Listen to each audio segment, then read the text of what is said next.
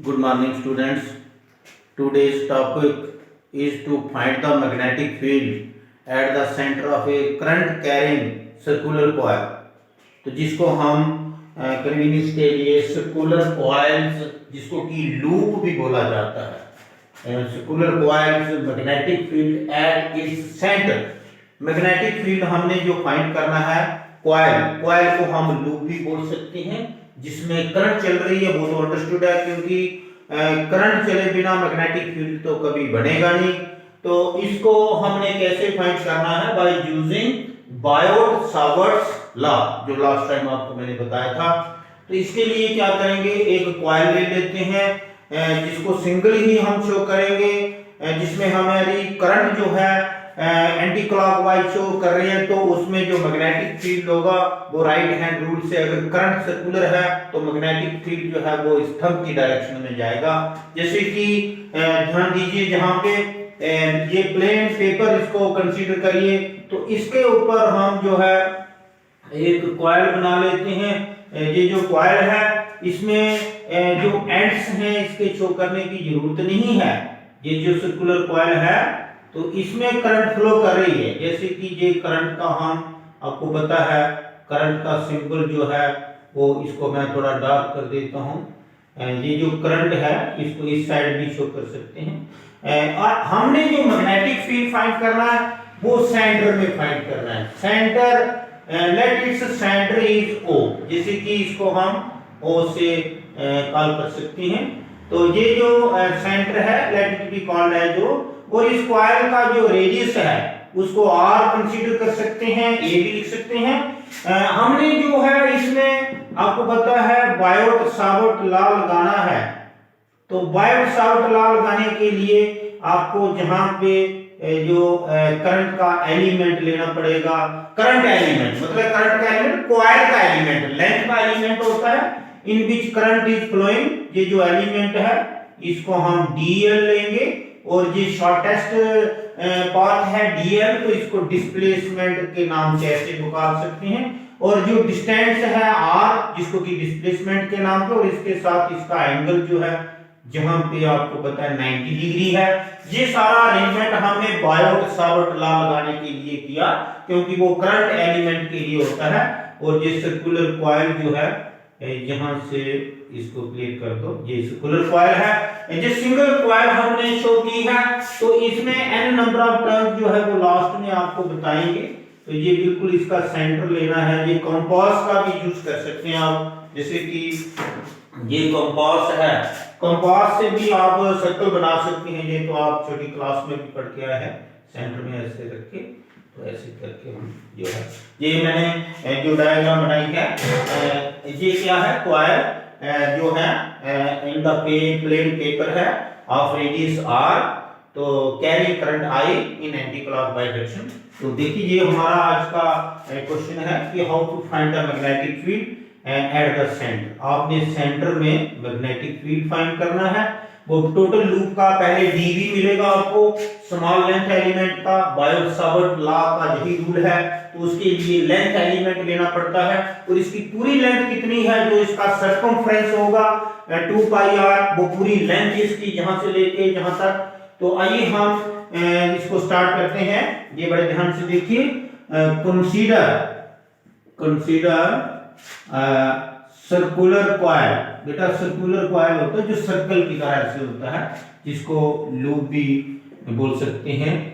Coil of radius, जिसका radius r है, and और उसका सेंटर O है।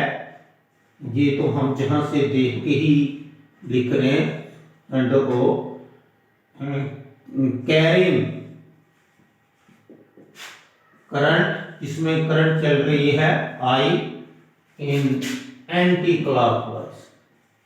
बेटा एंटी क्लॉक, तो क्लॉकवाइज होता है, तो इसमें जो मैग्नेटिक फील्ड मिलेगा वो perpendicular to the page and outward आएगा। क्योंकि जो मैंने ये राइट हैंड रूल होता है, ये फोल्डेड जो फिंगर्स हैं ये करंट की डायरेक्शन में चल रहे हैं, और magnetic field perpendicular to the page and outwards, ऐसे हम शो कर सकते हैं उसको। तो carrying current I in anti clock wise as shown. तो हमने इसमें सारा एलिमेंट कर दिया है, ये लेंथ एलिमेंट लिया है।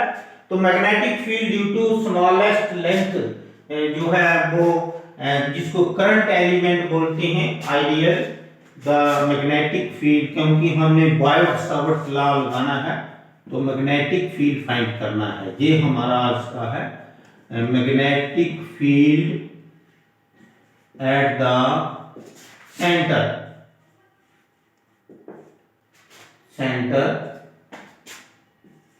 of the loop using Biot-Savart law. ये भी हम शो कर देते हैं क्योंकि ये स्पेशली क्वेश्चन में कहा होगा, नहीं भी कहा होगा तो आपने बायोट-सावर्ट लॉ ही लगाना है।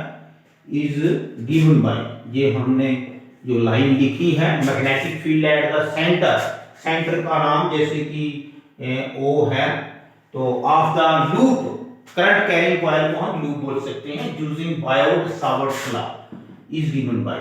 तो उसका जो फार्मूला है आपने याद रखना है, वो मैंने आपको याद करने के लिए भी आपको टेक्निकल कोई शॉर्टकट मेथड बता सकता हूं। अगर आप कहेंगे मैग्नेटिक फील्ड जो डीवी होगा पहले लेंथ एलिमेंट का ही मिलेगा, तो यूजिंग, क्योंकि वो लेंथ एलिमेंट ही लेना है आपने करंट एलिमेंट, तो वो मैग्नेटिक फील्ड क्या आएगा, आइडियल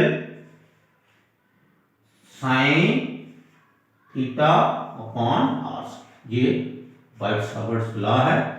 आइडियल ये देखो, ये हमारे जो बाबा जी हैं डीबी मैग्नेटिक फील्ड, तो आइडियल है वो, ऐसे हम याद करने के लिए इसको बोल सकते हैं आइडियल साइन ऑफ जी राम राम, आर स्क्वायर राम राम बोल सकते हैं। तो ये याद करने का तरीका बता रहा हूं मैं। बायोट-सावर्ट लॉ जो है magnetic field into current element, ideal क्या होता है, करंट एलिमेंट। आइडियल मतलब जैसे कि हमारा आइडियल है कोई अच्छा बंदा है, उसको हम आइडियल बोल सकते हैं। तो ये जब था magnetic field into a current element, magnetic field at the centre of the loop using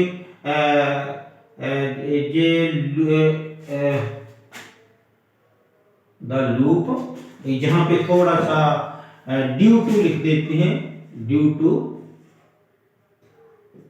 its current element, ये यहां लिख देते हैं करंट एलिमेंट, मतलब एलिमेंट क्या होता है, थोड़ा सा पार्ट जैसे कि दिया गया है बाय यूजिंग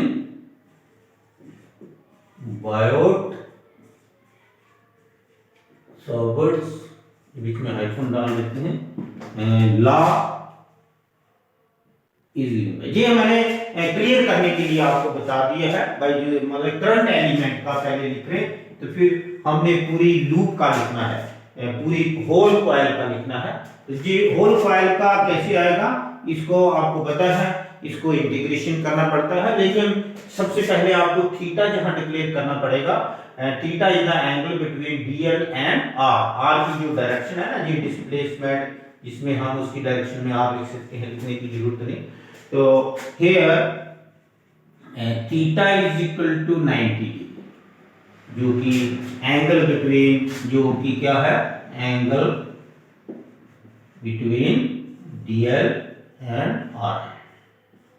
ये तो ये जो है 90 डिग्री है, ये साफ दिख रहा है, जैसे सर्कल है, तो जहां से रेडियस का एंगल जो है लेंथ के साथ 90 डिग्री है, ये तो आपको दिख रहा है। तो देयरफॉर मैग्नेटिक फील्ड जो है ये बन जाएगा ideal sine theta, sine 90 degree कितना होता है, साइन 90 डिग्री तो आपको पता है 1 होता है, तो इसको जो है हम लिख देंगे dv is equal to ideal, sine 90 degree 1 होता है तो 1 लिखने की जरूरत नहीं होती है, ये आपको सबको पता होगा, ideal upon R, because sine 90 degree is equal to 1, ये है ना, क्योंकि जो एंगल है रेडियस के साथ इसके लेंथ एलिमेंट का वो 90 डिग्री है, तो जब हम थीटा की जगह 90 डिग्री लिखेंगे, साइन 90 डिग्री 1 होता है आइडियल अपॉन आर स्क्वायर आ गया।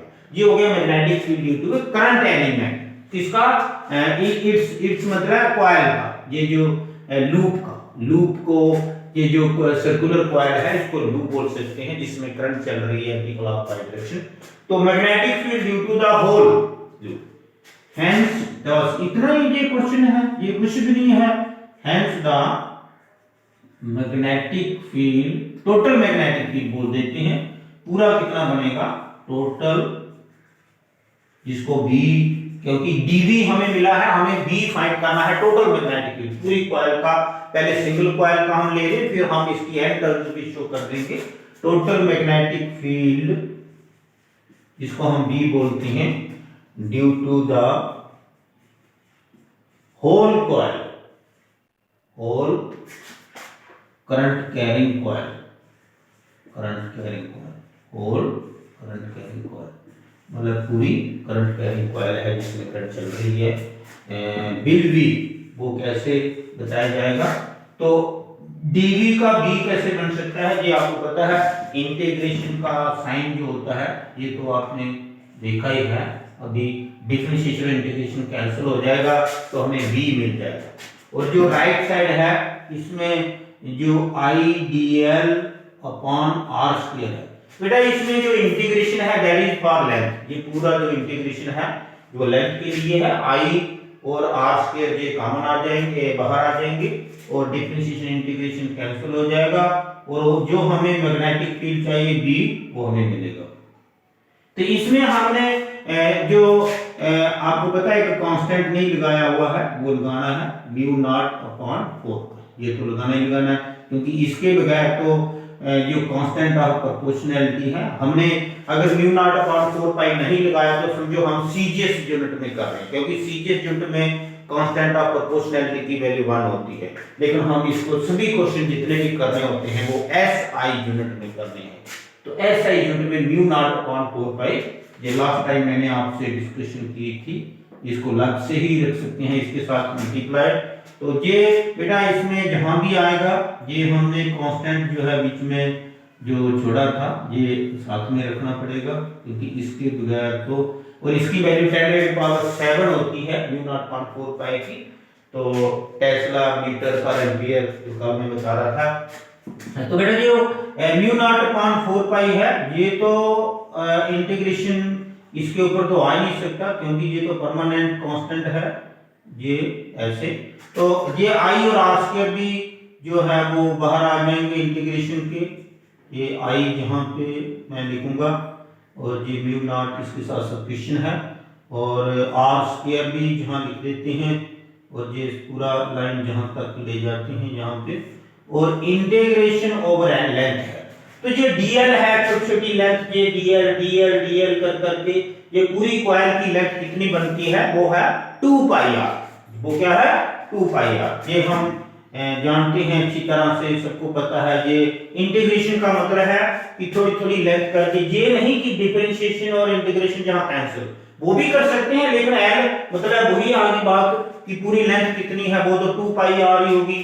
तो ये डीएल जो है ऐसे भी हम कर सकते हैं, इसको एल लिखेंगे, लेकिन एल कितना है वो सर्कमफ्रेंस है, क्या है सर्कमफ्रेंस, सर्कम एल भी लिख सकते हैं, ऐसी बात नहीं, सर्कमफ्रेंस ऑफ द कॉइल। ये सर्कमफ्रेंस ऑफ द कॉइल हो गया जिसमें डिफरेंशिएशन इंटीग्रेशन कट के लेंथ आ गया। तो लेंथ का मतलब ये पूरी लेंथ कितनी है उसको हम सर्कमफ्रेंस ही बोलेंगे 2 पाई आर। तो ये बेटा इसकी जगह हम जैसे 2 पाई आर लिखते हैं तो magnetic field due to a single coil जिसका रेडियस r है वो हमें मिल जाएगा r स्क्वायर, और जहां पे हम ब्रैकेट लगा के जो ऐसे लिखते हैं 2 पाई इसकी पूरी जगह, ये जो पूरी है ना इंटीग्रेशन के साथ भी है जिसको कि एल भी बोल सकते हो, 2 पाई आर है। तो ये बेटा r से r बढ़ जाएगा, पाई से पाई, ये फैक्टर्स जो हैं कैंसिल करने के बाद ये जो magnetic field due to single coil को मिलेगा आपको बेटा, ये 2 का फैक्टर ऐसे करके हम इसको 2 लिख सकते हैं, पाई से पाई चला जाएगा, r से ये r स्क्वायर आ जाएगा। तो ये आ गया mu naught I upon 2r, ठीक है। तो ये mu naught I upon 2r जो आ गया ये magnetic field due to a single term वाला है।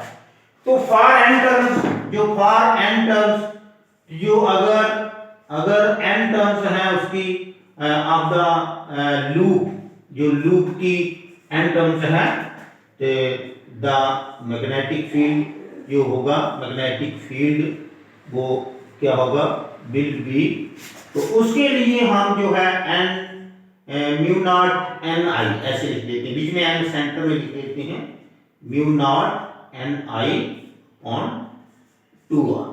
ये आ गया magnetic field due to a loop of N turns, N turns, mu naught N I upon 2r, 2r, r होता है रेडियस। तो ये बेटा आपने याद रखना है, अगर सिंगल लूप है एक ही तो mu naught I upon 2r है, अगर n टर्न्स हैं उसमें तो इसमें लूप जो एक बंडल बना हुआ है ऐसे कॉइल का, तो जिसमें n टर्न्स का भी रोल प्ले कर सकते हैं। जैसे कि सिंगल कॉइल तो ऐसे होगी ना, सिंगल कॉइल, एक सिंगल कॉइल ऐसे जो होगी रिंग की तरह, तो उसका जो मैग्नेटिक फील्ड है total due to the whole वो mu naught I upon 2r है। लेकिन अगर n टर्न्स है उसमें, इसमें बहुत सी टर्न्स हैं, अगर n टर्न्स हैं 3 4 5 जितना, तो वो n से मल्टीप्लाई कर देंगे। तो ये था magnetic field due to a current carrying coil या circular coils magnetic field at its centre. Magnetic field simple तो यही बोला जाता है, लेकिन सर्कुलर कॉइल को थोड़ी इंपॉर्टेंस देने के लिए, ताकि पता चल जाए कि कौन सा ये क्वेश्चन है। तो magnetic field at the centre of A current carrying circular coil loop by using Biot-Savart law. इसमें आपने देखा कि हमने, मैं एक बार फिर रिपीट कर रहा हूं थोड़ा सा, ये हमने कॉइल ली है जिसमें करंट एंटी क्लॉकवाइज चल रही है। देखो consider a circular coil of radius r and centre उसका O माना है, कैरिंग करंट I, जिसमें करंट I चल रही है इन एंटी क्लॉकवाइज। देखो बेटा इसको एंटी क्लॉकवाइज बोलते हैं, और जो डायरेक्शन ऑफ मैग्नेटिक फील्ड है perpendicular to the base and outward. ये पोर्शन बीच में रह गया, यहाँ पे लिख देते हैं, बाद में लिखते हैं। पहले हमने यहाँ पे करंट एलिमेंट लिया जिसमें DL एलिमेंट लिया है, जिसमें करंट I चल रही है, उसको करंट एलिमेंट बोलते हैं आइडियल। तो आइडियल जो है करंट एलिमेंट है, ये आपको पता ही है। तो इसमें अगर आप मेरी सपोर्ट चाहिए यहाँ पे, तो ऐसे मैं आपको बता सकता हूँ, एंड म्यू नॉट अपॉन 4 पाई तो आना ही आना है कांस्टेंट ऑफ प्रोपोर्शनैलिटी, क्योंकि सारे क्वेश्चन एक्सरसाइज यूनिट में करने होते हैं। Ideal sin theta upon r square, और थीटा 90 डिग्री है, क्योंकि ये आपको दिख रहा है, जैसे इसको सर्कल कंसीडर करें तो सर्कल का रेडियस के साथ हमेशा एंगल 90 होता है। जब 90 डिग्री बढ़ेगी यहाँ पे sin 90 1 होता है, 1 को लिखने की जरूरत नहीं होती है। तो डीवी डिफरेंशिएशन की फॉर्म में ही हमें मैग्नेटिक फील्ड मिलता है, जो बायो-सावर्ट का रूल है। तो वो इसको इंटीग्रेशन करना पड़ेगा होल करंट कैरिंग कॉइल का बताने के लिए। तो इंटीग्रेशन तो सिर्फ लेंथ के ऊपर होगा, और लेंथ जो है वो 2 पाई r आ गई, और ये मैग्नेटिक फील्ड जो आ गया सिंगल कॉइल का। और जो डायरेक्शन है इसकी, तो m के लिए m से मल्टीप्लाई कर देंगे। डायरेक्शन ऑफ B मतलब magnetic field is perpendicular to the plane of coil and outwards. ये कैसे पता चला? By Fleming's RHL, Fleming's right hand. Fleming's ये शॉर्टकट मैंने लिखा है IMG, Fleming's right hand rule बेटा जी। जैसे ये है ना फिंगर्स ऐसे कर चल रही है एंटी क्लॉकवाइज, और मैग्नेटिक फील्ड थंब शो करेगा। ये मैंने आपको बताया हुआ है। ये आज का इतना ही है, बहुत ही इंपॉर्टेंट है magnetic field at the centre of a circular coil using Biot-Savart. Okay.